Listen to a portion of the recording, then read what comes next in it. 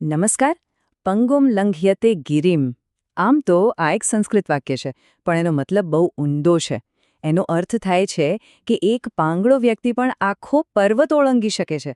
વિચાર તો કરો, આ શબ્દોમાં જ કેટલી તાકાત છે નહીં, અશક્યને પણ શક્ય બનાવવાની. અને જુઓ, આ જ વાતને કેટલી સરસ રીતે આ પંક્તિઓમાં કહી છે. મંઝિલ તેમને જ મળે છે જેમના સપનામાં જીવ હોય છે. પાંખોથી કંઈ નથી થતું, હોંસલાથી ઉડાન હોય છે. વાહ! આજની આપણી આખી વાતનો સાર સમજો ને આ પંક્તિઓમાં જ છે. અને હું તમને કહી દઉં, આ કોઈ સાધારણ વાર્તા નથી. આ તો હિંમત અને અતૂટ વિશ્વાસની એક એવી કહાણી છે જે સાંભળીને આપણને સમજાઈ જ જશે કે અસલી તાકાત શરીરમાં નહીં પણ આપણા મનમાં હોય છે. તો આ વાર્તાનું લક્ષ્ય શું છે?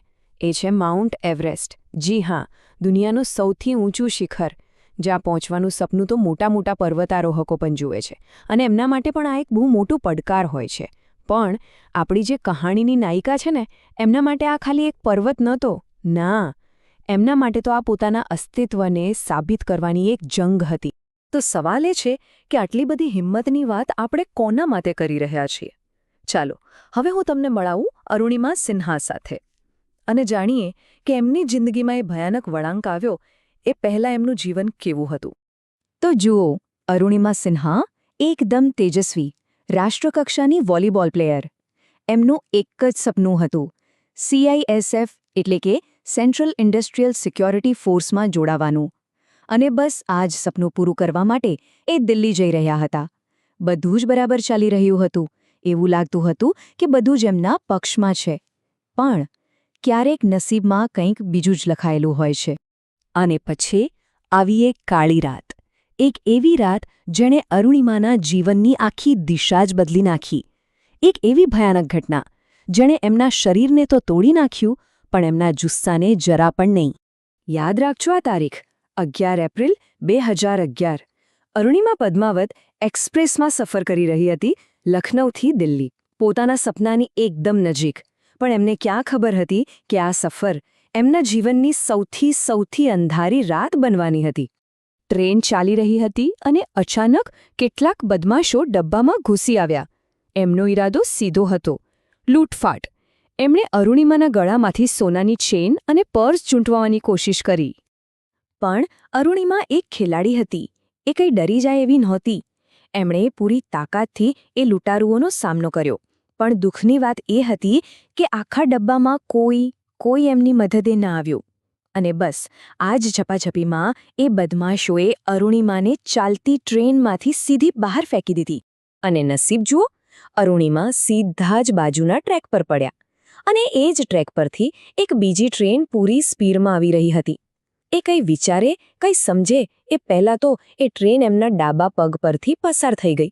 બસ એક જ સેકન્ડમાં એમનો પગ ઘૂંટણની નીચેથી કપાઈ ગયો. પણ આ ભયાનકતાનો અંત હજી નહોતો આવ્યો. અરુણિમા આખી રાત, તમે વિચાર કરો, લગભગ 7 કલાક એ રેલવે ટ્રેક પર એવી ઘાયલ હાલતમાં પડી રહ્યા. અને આ સમયમાં લગભગ 49 ટ્રેનો એમની પાસેથી પસાર થઈ. જરા કલ્પના તો કરો એ દર્દની, એ ડરની. સવાર પડી, ગામના લોકોએ જ્યારે એમને આ હાલતમાં જોયા ત્યારે તરત જ હોસ્પિટલ લઈ ગયા. શરીરથી તો અરુણિમા જાણે પૂરી રીતે તૂટી ચૂક્યા હતા. પણ એ જ હોસ્પિટલની પથારીમાં એક એવા સંકલ્પનો જન્મ થયો જેણે આગળ જઈને ઇતિહાસ રચી દીધો.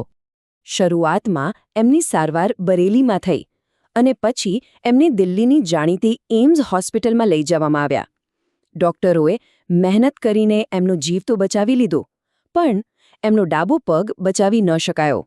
એટલે એમને એક કૃત્રિમ પગ એટલે કે પ્રોસ્થેટિક લેગ લગાવવામાં આવ્યો. હવે જુઓ, એ જ હોસ્પિટલની પથારી પર જ્યાં મોટાભાગના લોકો હિંમત હારી જાય, તૂટી જાય, ત્યાં અરુણિમાએ એક એવો નિર્ણય લીધો જે કોઈ વિચારી પણ ન શકે.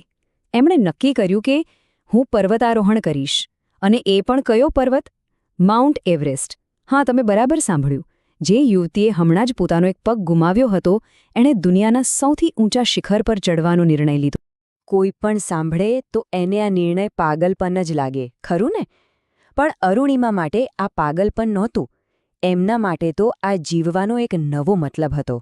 અને અહીંથી શરૂ થઈ એમની અસલી તાલીમ, જે ખરેખર મૃત્યુ સાથેની મુલાકાતથી ઓછી નહોતી. તો હોસ્પિટલમાંથી બહાર આવીને એ સીધા કોની પાસે ગયા ખબર છે? બચેન્દ્રી પાલ પાસે, જે માઉન્ટ એવરેસ્ટ સર કરનાર પ્રથમ ભારતીય મહિલા હતા. બચેન્દ્રી પાલે અરુણિમાની હાલત જોઈ, એમની આંખોમાં જુસ્સો જોયો અને તરત જ સમજી ગયા. એમણે કહ્યું, અરુણિમા, તે તારા મનમાં તો એવરેસ્ટ સર કરી જ લીધો છે. હવે તો ખાલી દુનિયાને તારીખ બતાવવાની છે. બસ આ શબ્દો જાણે જાદુ કરી ગયા. અને પછી શરૂ થઈ 1.5 વર્ષની સખત, એકદમ કઠોર તાલીમ. 1.5 વર્ષની તાલીમ પૂરી થઈ અને આખરે એ દિવસ આવ્યો. એવરેસ્ટનું ચઢાણ શરૂ થયું. દરેક પગલું એક નવો પડકાર હતો. વિચારો, કૃત્રિમ પગ સાથે બરફ પર ચાલવું કેટલું મુશ્કેલ હશે. અને પછી ચઢાણનો એ છેલ્લો તબક્કો આવ્યો, જ્યાં એક નિર્ણય લેવાનો હતો, જીવન અને મૃત્યુ વચ્ચે. અરુણિમા શિખરથી બસ થોડા જ દૂર હતા અને ત્યાં જ એમના શેરપા એટલે કે ગાઈડ એમણે એક ચિંતાજનક વાત કહી. એમણે કહ્યું, અરુણિમા, ઓક્સિજન ખલાસ થવાની તૈયારીમાં છે, આપણે પાછા ફરવું પડશે. શેરપાએ સમજાવ્યું, જીવ હશે તો ફરીથી આવી શકાશે, પાછા વળી જાઓ. પણ અરુણિમા એકદમ સ્પષ્ટ હતા. એમણે જવાબ આપ્યો, જીવનમાં આવા સોનેરી મોકા વારંવાર નથી મળતા, હું પાછી નહીં ફરું. હવે સવાલ એ હતો, જીવન કે મંજિલ? કોઈ પણ સામાન્ય વ્યક્તિ હોય તો શું પસંદ કરે? જીવન જ ને? પણ અરુણિમા સામાન્ય નહોતા. એમણે જીવન નહીં, મંજિલ પસંદ કરી. એમણે મોતની ચિંતા કર્યા વગર આગળ વધવાનો જ નિર્ણય કર્યો.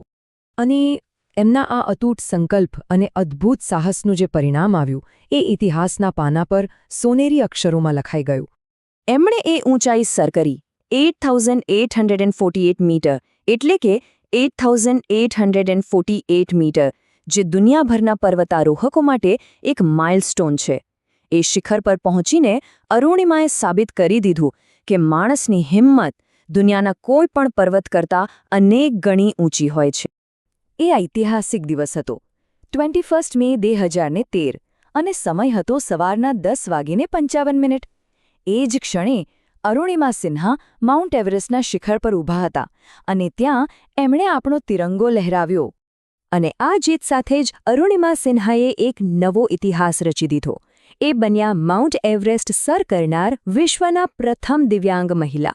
આ એક એવી સિદ્ધિ છે જે આવનારી કેટલીય પેઢીઓને સદીઓ સુધી પ્રેરણા આપતી રહેશે, એ વાત પાક્કી છે. તો અંતમાં અરુણિમાની આ આખી કહાણી આપણને શું શીખવે છે? એ જ કે માણસ શરીરથી નહીં પણ મનથી અપંગ બને છે. સાચી વિકલાંગતા શરીરમાં નથી હોતી, એ તો આપણા મનમાં હોય છે. જો તમારું મન મક્કમ હોય, તમારો ઈરાદો પાક્કો હોય, તો પછી એક પાંગળો વ્યક્તિ પણ પર્વત ઓળંગી શકે છે. અને આ જ છે આપણી શરૂઆતની એ પંક્તિનો સાચો અર્થ, પંગુમ લંઘયતે ગિરિમ.